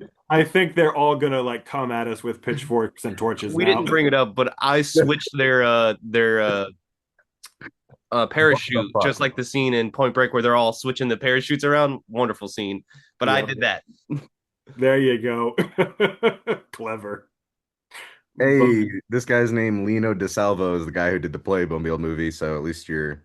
Hey, so okay, we're keeping it Italian. Hell Yep. yeah. That There movie's you great. go. Y'all should watch it. Maybe, Yeah, I'll maybe we do should that. pick like really like Playmobil. I'll pick that new French movie with the animal train or whatever, Pet Train, Pets on a Train. I You don't guys know know what about that that is. one? That sounds Never heard of that. Yep, it's a French animated movie. Came out this year. I think it's called Pets on a Train. Interesting. Is Something it like that. is it a parody of Strangers Yep, on a Pets on a Train? Train. Yeah, Pets on a Train. It looks like Bullet Train. Literally, the poster and the With colors. pets. Yep. Okay. Pets on a Train. Add that one to the watch list. It's in theaters today. Oh, I got to go all the way to Martinsville, Virginia. Fuck that. You heard it here, cinephile community. Sam likes the Playmobil movie better than this. That's the Hey, biggest hot take. one of these movies has You got to been. put that in the you got to put that in the poll. What's your favorite movie this week? The Playmobil movie. Watch that win I somehow. was gonna say I'll vote for it. Yeah, that's like people will pick that. Just Just as a joke, if nothing else. people want to watch the show though, because they're like, wait, what the fuck? Which reminds me, next episode, I'm gonna do a tally. We should have done this in the season 3 premiere of who won season 2 as far as the polls went. Which one of us won? Like who I had the wasn't viewing most? it as a competition until now. Yeah. Because I think we should see who had the most top voted picks in season That'd be 2. fun. Yeah, yeah, So I'm 'cause down. I did a poll for everyone that whole season. So, but yeah. So do we have any final thoughts on La Ventura? I think I'm good. Yeah, I think we got everything I said that I needed to be think said. I think I'm getting a message though. A message from the master. Let's see what he has to say. Gum Sum Yun? Yep. Oh, I can't get it up. Oh my god. Question cookies. Golden bowl. This has the glow, as they say. Yeah. And much like in the movie, I'm going to. Oh, damn! I was gonna slide it out without breaking the cookie, but I broke the cookie. All right. Hey, there have been a lot of times where I tried to slide it out without breaking the cookie. Didn't quite work. Damn. All right. Our lucky numbers today are 47, 44, 21, 51, 32, and 5. That is the longitude and latitude. Good God, I couldn't say that. Latitude and longitude of our next movie. And the fortune from our master says, "Oh, your dreams are within reach this July. Man, it's already after July. So I gotta wait until next year. Fucking Christ. Which is actually, I kind of actually like that because I'm supposed to graduate next year. So maybe my dreams are within reach. And of course, the Odyssey will be an IMAX, so that's a dream in and of itself. True. That will be in July as well. Good goddamn fortune cookie. I'll say that though. But yes. Sorry, The Last Dragon. Take it away. My pick this week, which is from 1985. As we say on the podcast, I will echo Jackson. Picture this. You have completed your last round of training with your very awesome master, whose name is escaping me because I cannot find him on the castles for some reason. King Ding. We'll just say that. That was the most lightning quick. You had that at the ready. You did. But the guy who played his master, I'm trying to find his name. It's going to take me a second. But he was Thomas amazing. Ikeda is the actor's name. Thank you. Yes, Thomas Ikeda. He is amazing. And you have completed your last round of training. You have officially become the last dragon. You have achieved that status. And now you must go find your own way in the in the hood, so to speak, in Harlem, pretty sure. And guess what? You're kind of a weird dude. Your name is Bruce fucking Leroy. Like with that Leroy kind of Green. Yep. I call him Bruce Leroy. in my God head. damn it. I'm trying to remember the pizza quote now. Fuck. Get your pizza over to whatever Green's pizza is. Yeah. But yeah, and guess what? There's also this fucking weird dude who Well, I got a matches question your for you energy. real quick. I got a question for you real quick. God damn it, Jackson. Who's the baddest? Who is the meanest? Who is the best fighter in all of Harlem? Show enough. Oh, he froze. Damn. I gotta get a photo of it quick. Damn it. The Wi-Fi couldn't handle my glow. Show enough. You're too bad. The Wi-Fi froze. But yes, the Shogun, Show enough, is in town trying to show everyone who is the master, and it's him apparently. Show enough. But Leroy don't want no beef. He's just chilling, eating his With fucking that loud popcorn. mane. Eating the chopsticks, the popcorn with the chopsticks, chilling. Unfucking hinged, by the way, to eat popcorn with chopsticks. We'll get there. But anyways, and not only that, do you have a corrupt police officer roaming around the streets, messing with your girl, Vanity, whose manager is none other than Mr. William H. Macy, and his return to the podcast. Fucking wild. And you know, that's your girl. Even though it's your little brother's girl too, apparently. But not really. Anyways, this movie goes some places. It's crazy, it's fun. She ends up getting kidnapped. You know, some crazy kung fu action. One other returning actor we have is Ernie Reyes Jr. from The Rundown. He is the little boy, Ty, who kicks ass. We also have Mike Starr from Black Dynamite. Yep. And Chaz Palminteri is in this for a bit as a hood. So yeah. This movie, it knows what it is. It is very aware of that, but it still leans into it. I think it's funny, Jackson, you were saying this, and I was like, this movie is genius because of how conventional it is. It is literally the conventional, like, kung fu movie. You got the crazy corrupt cop. You got the crazy freaking Shogun guy. Two villains you just love to hate. They are playing they're playing their part so well. You really end up rooting, in my opinion, for Leroy, like, the whole movie. Like, he is even though he is, like, the Bruce Lee kind of a ripoff, like, that's the whole point. And then he's just really cool. You're like, okay, I respect it. I always, as a kid, very much remember seeing this on TV with my dad and watching him catch the fucking arrows. like Yeah. in the beginning, and just being like, that's fucking cool. Like, you know, and the whole movie is cool. Like the scene in the theater where he takes on everyone and then people just start getting up, the fucking luchador dude, like it just gets insane. And they all just start like fighting. It's like, yeah, this movie is just nuts. And We'll tell him not to hit the face. He's just gonna hit the face even harder. yep. And then again, I need to find his name, but shout outs to Leroy Student, who's like, I'm mastering the art of fighting without fighting, or without knowing how to fight. I mean, Yeah, it's just all aggression. yeah. Then he just gets the shit kicked out of him. Gets fucking knocked So, around. yeah. Jackson, I don't know. You've seen Enter the Dragon, right, Jackson? No, I've seen Return of the Dragon.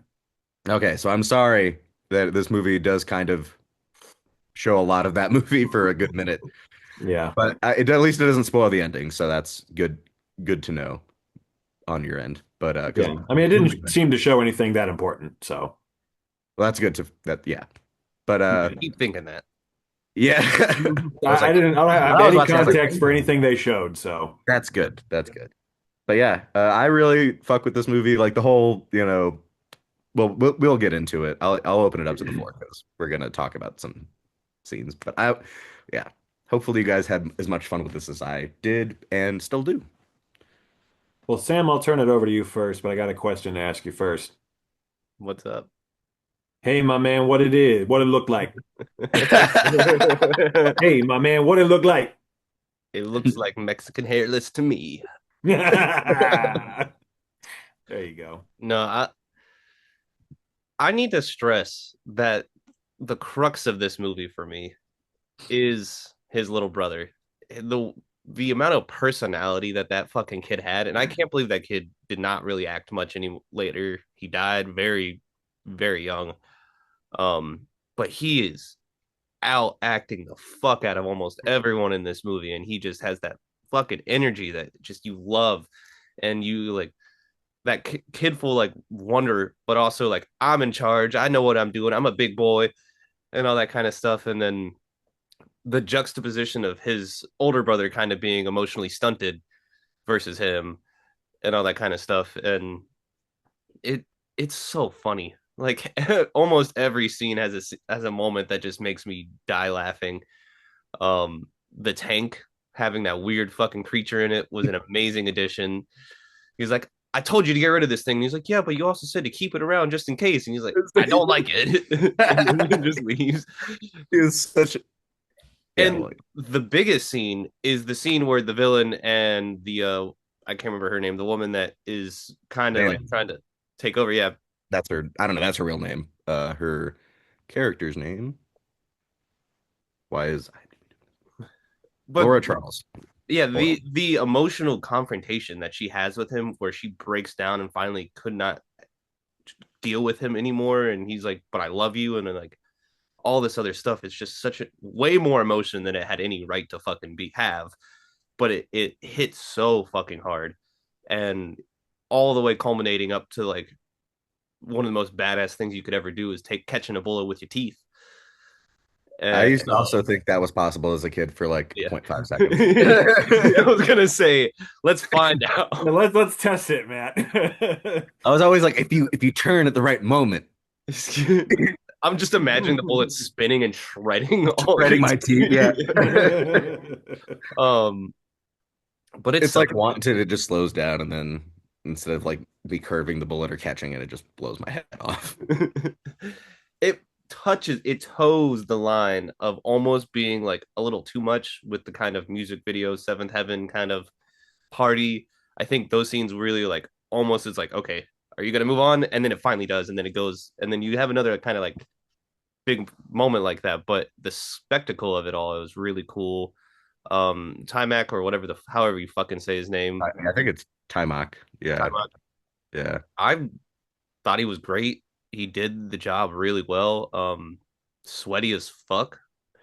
Like goddamn. But I love his outfits, and you don't fuck with a goddamn person who's not Asian wearing Asian garb. Okay, you do not fuck with them. But I had so much fun with if this movie were remade today, they'd be watching like anime in the theaters. Literally, Do that. literally. there's so much fun to be had with this movie, though. I think once you start it, you're just in for the ride, and it just takes you. And then you're even by the end, you're like doing the poses, like I got the glow. I'm gonna take him down. But having the red for his energy be so fucking crazy when he's like smacking the shit out of him, and like you'll see the sparks of the red glow like flying off Yeah. and stuff. It's great. Well, guys, you know, I can sit here, I can talk about this all day long, share my thoughts, get into it, but really, in the end, Matt and Sam, you know what? You're nothing but a couple of misguided midget assholes with dreams of ruling the world. Yeah. Also from Kew Gardens, and also getting by on my tits. It's yep. So, Hello, do with boys. that what you What will. you doing today? But yeah, I fucking absolutely love this movie. This was just so much goddamn fun.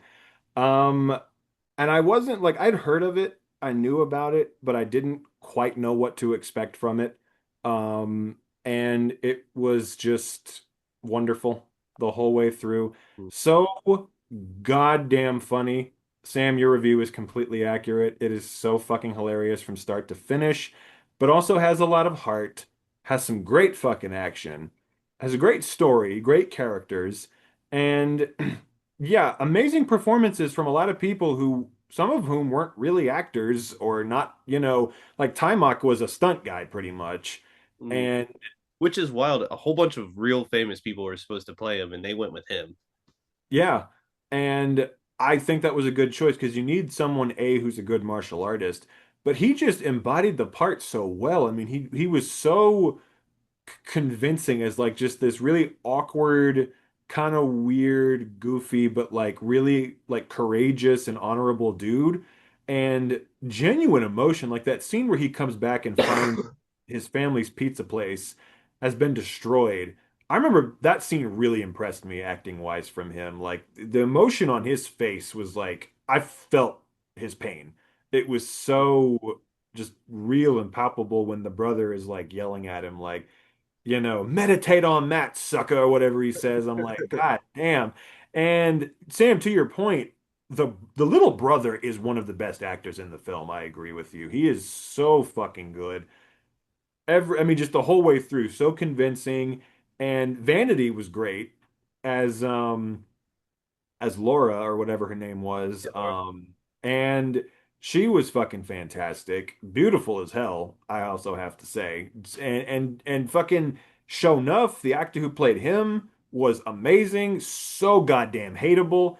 And someone we haven't mentioned yet, I think the actor's name is Christopher Murney, who Yep. played Mr. Arcadian, the record guy.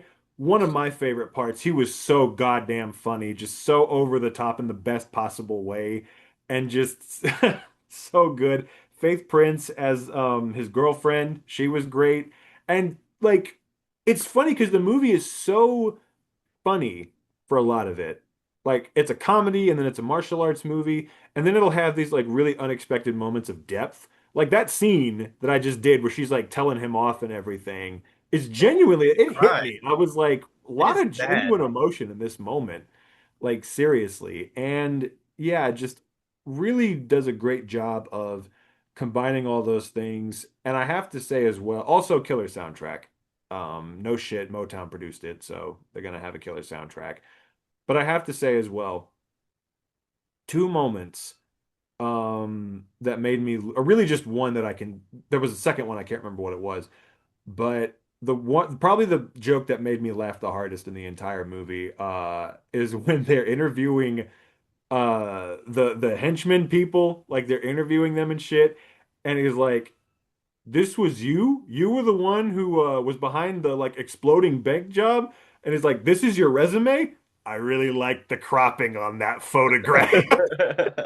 Fucking floored me. It was like, yeah, I don't know. That got me really good. But and there were a lot Pay of me moments that double. say what? Pay me double. Why? Yeah, yeah. They're just like, no, I'm not gonna pay you double. But take out the table. Take out the cost of the table. Fucking hilarious. And yeah, just what a blast. I remember just finishing the movie and just feeling good. You know, I Yeah. was just like, what a great feel good time. Just so much fun and yeah, funny as shit for sure. Hell yeah. I'm glad you both liked watching it. Because, like, Sam, have you seen that before? Yes and no. So I got the opportunity about 2 years ago to be a part of like they re-showed this movie at a theater, I think Carolina Theater. But they had a live DJ doing a bunch of like modern hip hop music over the whole like the music of the whole movie. And I didn't get to be there for all of it because it was part of a class assignment for Will. Um, but the parts that I did see was like, holy shit, like it made me realize how you can like take if you have like a good sound for what a movie needs for the music, you can take any kind of music and kind of put that in and it'll work and it'll elevate the movie even more. And that was a really cool learning experience. Completely different vibes than the vibes you get with the music that's in the movie. Um, but it was awesome. And this was like my first full watch, not like for an assignment, over analyzing small things here and there kind of thing. I could actually enjoy the plot, enjoy the characters, and um, yeah, you know, it was the first like full watch. Hell yeah. I also have to say, great. I like the message of like you don't need somebody else to be your master. Like you can be your own sort of like your self-worth. It's up here. You know what I'm saying? Yeah. Doesn't Yeah. have to come from somebody else. Yeah. So I mean, and the movie really does like come through on every promise it makes in the first like 5 to 10 minutes when they're talking about the glow and like that type shit. And then you're like, oh, they're legit as a glow. And like you said, Sam, when they were fighting and then they were just the sparks were flying and shit, it's like, hell that yeah. took me so off guard. Like when he started glowing red, I was like, "Oh fuck!" Like we hadn't seen anything like that in the movie yet, and I was like, "Oh shit, just got real." Like pretty much all practical up until that moment. Yep. Yeah, That's the and only time where it gets fantastical, but then it mean like that makes the whole bullet catching thing work.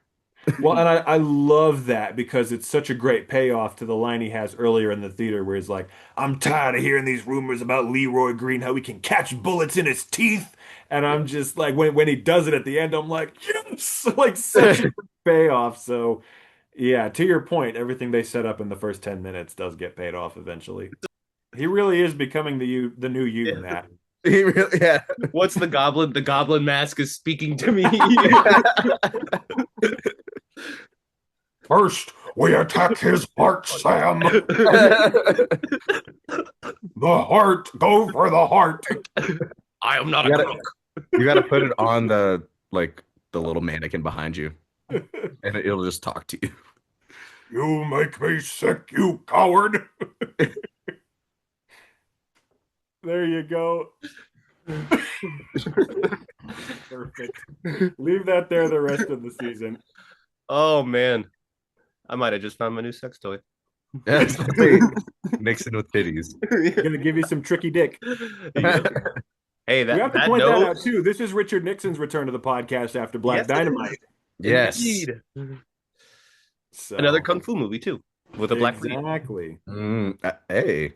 There you go. And Mike Starr is in both. Mhm. Funny enough. Yep. Mike Starr is so good in this. Like Underrated. he's like Hilarious. He's great in everything, yeah. dumb as fuck, but lovable at the same time. Pretty much every part he's ever played, yep. He was on The West Wing randomly, as well. So in one episode, he was a congressman. So that was Everyone's in that show. 6 Degrees of the West Wing, honestly. I know. But a lot of people we've been talking about on the show have been on that, like fucking Lily Tomlin and Kevin Teague and lots of other people. Edward James Olmos. So Yep. I'm very happy that you guys liked it. I will say this, like every time I see it, it's like, oh yeah, this is a fucking good movie. Like every time. And I just kind of forget about it every 2 or 3 years. But the action is really good. Like I feel like it's very like fun, but then again it grounds itself like you guys kind of said about like certain scenes. Like especially for me it was the first scene with his brother when he comes in through the fucking window and then hands his little sister the chopsticks and his dad is doing the slogan and his dad has the fucking like to me he has like the almost Asian dad hair where it's like a really far back like cut, and I was just like, they Oh had to have done that on my purpose. God. Yeah, and I was just like, this is just one of those movies where it's not just like the story, the crazy storyline, but like the characters themselves really make it like such a unique movie, while it's like also at the same time just totally abiding by the conventions of you know, like actual kung fu movie. Yeah. It's a 80s Harlem version of a kung fu movie and in the best way possible. It's Yep. I love how it really takes that, adapts it to its environment, and also it honestly reminded me a lot of Big Trouble in Little China. It had very similar vibes to me to that movie. Um, but where it's kind of like this intentionally kind of over the top, like fun martial arts sort of supernatural adventure, um, like in an unconventional setting, I guess, as opposed to like where you would normally see martial arts movies take place. And with kind of an unconventional like just spin on it in a way. But Yeah, because like people were self-aware that he was weird, but then there was also like moments where like again in the theater when everyone just gets up to start fighting him. Wow. Yeah. also the scene where they crush that dude's boombox was fucking wild. Well, that's where Uh, I kept asking myself, like, why is this movie so fucking funny? And I yeah. looked it up, and it's of course Michael Schultz in all of his movies.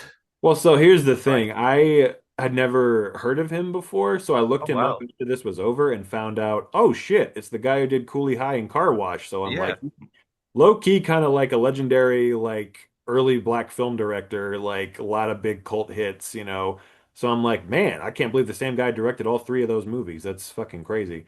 I will So say now, a big champion of the movie though was Barry Gordy because that's what they like yeah, had his all. name's in the credits. Yeah. Yeah, And apparently a lot of the actors even said they talked with him almost more than they did with Michael Schultz to points. Wow. really.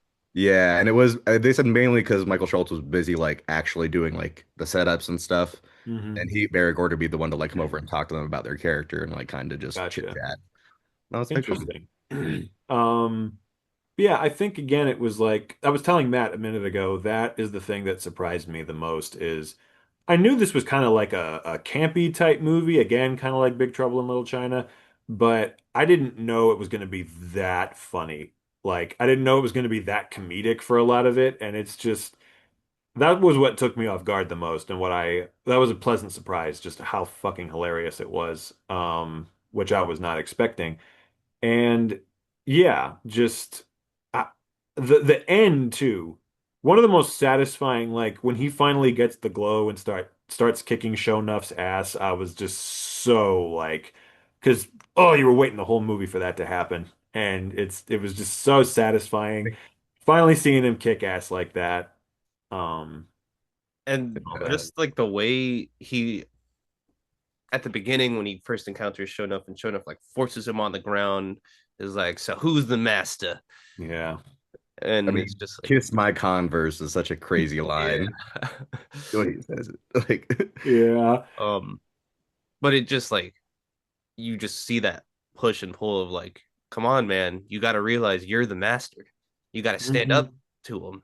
well, he was trying to be like not. It's not. I don't think he was worried about fighting him in front of everyone. I think he was just trying to show everyone restraint. Yeah, That's what I was and like teaching that he lesson of has restraint, even though he he was like, I'd probably expected kick this guy's ass, it but more. Yeah, Yeah. yeah. Yeah. And it's I like how he kind of learns like, okay, it's okay to fight as when I'm standing up for people who, are being hurt by this guy, Mhm. So, because that's what he kind of has to learn in the end is like, all right, I do kind of have to stand up to this guy because he's like going around hurting my family and everything. But, um, yeah, I again just what a fucking, just fun ass ride. Just really happy I finally saw it because it was one that I had been wanting to see for a while.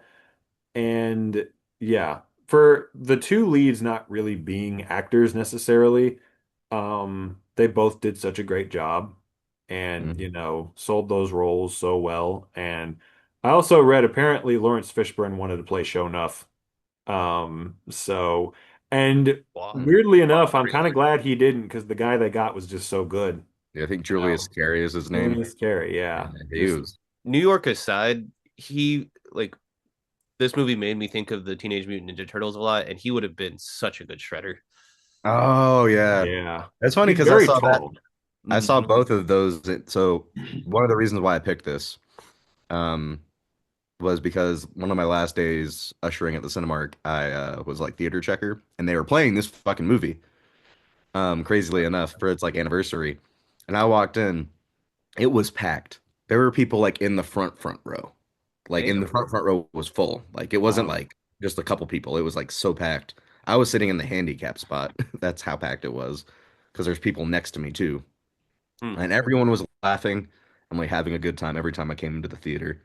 And I was like, you know, this movie does get the love it deserves, or does No, have. this is like legitimately like a big cult favorite for a lot of people. Like, because I had heard it referenced in other things because they referenced it in Sorry to Bother You. They reference it in Raya and the Last Dragon. They make a joke about, Really? Damn. yeah, she says at one point, I have the glow. So I'm Oh like, wow. Okay. yeah, yeah. So Okay. I'm like, that's a nice little tip of the cap. But I'm gonna be watching that again soon, so I'll look out for it. But yeah, it's definitely a giant cult favorite, and I've just read about a lot of actors and filmmakers were really like influenced by it, and I can see why. It's a great movie, a lot of fun, and I really just again from start to finish just had a blast with it. There was a point kind of early on where I was a little worried. Um, that it might be a little too like, all right, because Motown produced it and it was very music heavy. And I was just like, towards the beginning, like, all right, is this whole thing just going to be a fucking music video? Like, is that? But it proved me wrong very quickly and, gave me a very interesting story and great characters and a lot of good humor. And I was like, all right, good, good, we're in. And I stayed in till the end and just liked it more and more and more as it went along. So, Yeah, I think that's what it does so well is like it's light, but there's so much to it, and it flows. It just keeps going, and but the groove is upbeat, and even with the somber moments, it still is like there's like a electric quality to it almost that just you can feel the hair on the back of your neck like rising. Um, all leading up to that final showdown, and it's like, yeah, I can't wait for his shirt to get ripped off and the glow just fucking coming forth. yes. Yep. No, I'm glad we all had a really good time with it. Yeah, And it's been on yeah. my Voodoo for a few years, and I've just never gotten around to like fully checking it out. So I'm glad you picked it. Well, I have a question real quick. A friend of mine, not me, but a friend of mine, he doesn't know anything about the moves. He doesn't even have a brush to paint with. Uh, you know, And if he uh, did, he wouldn't know what to do with it. exactly. So, I mean, he needs help with learning the art of the moves. You know what I'm saying? Oh, So, you can show me some moves later if you want. yeah, a lot of good chemistry between them Yeah, too. I gotta Yeah. say. I really believed them as a couple. I can't Um, believe the brother was sneaking in through the workers' entrance in the rafters for all yeah. the shows. It makes a Hmm. lot more sense because how the fuck would a kid like that get into those? I also love it too how after he sees them making out, he walks out. He's like, "Man, he wouldn't even know who she was if it wasn't for me." And the one friend just says, "Well, damn, I mean, he was the one kissing her, so he's got to be doing something right." Yeah. But even still later, when they're kidnapping her, he's up in the rafters, he's like, "Don't touch my woman" or something. He's like, he's still so like, Yeah. "Oh, Mhm. I'm gonna wife her up one day." Hmm. Yep. He just had so much personality, He and really, he he's really so was one of the charming. best actors in the movie, which, given his age, is very impressive. So, Hmm. And I swear I had recognized him from something, but no, I looked him up and there was nothing else I had seen him in. Like, damn, what the fuck? But that's just, I guess, what when you're that good, you get people thinking about you. So Hmm. yeah. But yeah. And then, yeah. I think yeah, that's all at least all I have to say about this movie. I'm glad that And we now on to our final pick of the episode, Playmobil the movie. Take it away, Sam, take it Sam. away. Nothing says cocaine like Playmobil in the movie. All right. Well, folks, let me put on my readers so I can announce to the world the results of this election that we have had today on the 343 podcast. You see, because I'm not a crook, but I am 3 for 3. And if my words come back to bite me, that's okay. I'm willing to take the hits. Because I got a set of nunchaku that I'm going to fucking fight you with. Capiche? Now, are my two constituents 3 for 3 this week? Oh, wait, I'm not 3 for 3. I don't know why I said that. I am 2 for 3. 2.5 for 3, I'd say. Yeah. Yeah. Be generous with Ladaventura. Fuck. So catching up with me. Fair. I just have one more thing to say. I can't say it enough times. I really do love my peanuts. Jesus Christ. Jackson's got so many nuts in his mouth. Yeah, he has so many nuts. Oh, that's some good shit. Let's call him a regular old Donnie T.